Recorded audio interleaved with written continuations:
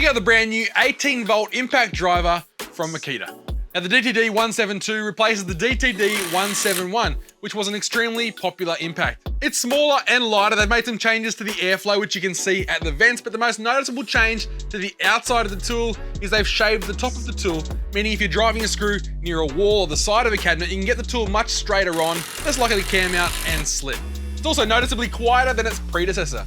There are two buttons on the base of the tool, a force select mode button, which is the black and white button, and an application mode button, which is the blue button with the A and arrow. The four force modes give you a max range of 1,100 RPM and impacts per minute on soft, up to max with 3,600 RPM, 3,800 impacts per minute, which is a really nice spread. And with the four application modes as well, the first being a wood mode, that starts you off slow while you establish the screw and then ratchets right up to full speed, full impacts per minute to drive it home. The second application mode is a bolt mode, and what's unique about that is that it senses when you're loosening the bolt or nut, that it's almost free, cuts power, so you won't drop your fastener in the workshop. The other two application modes are T modes, intended for driving self-tapping screws into metal. The first T mode is for thin metal, and it'll cut power after a couple of impacts to avoid stripping out your screw. The second T mode is for thicker metal. It starts out fast, but slows down the impacts and the rotation as the fastener is tightening, so you don't over-tighten.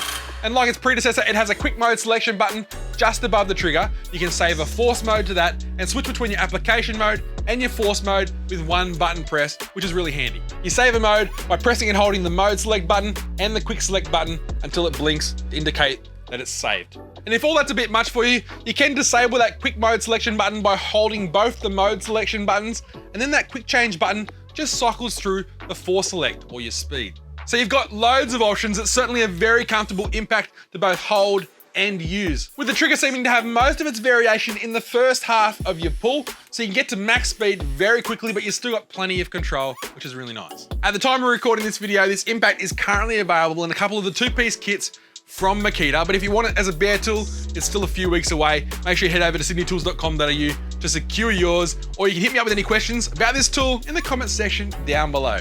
Until next time, I'm Tim. Thanks for watching Sydney Tools TV.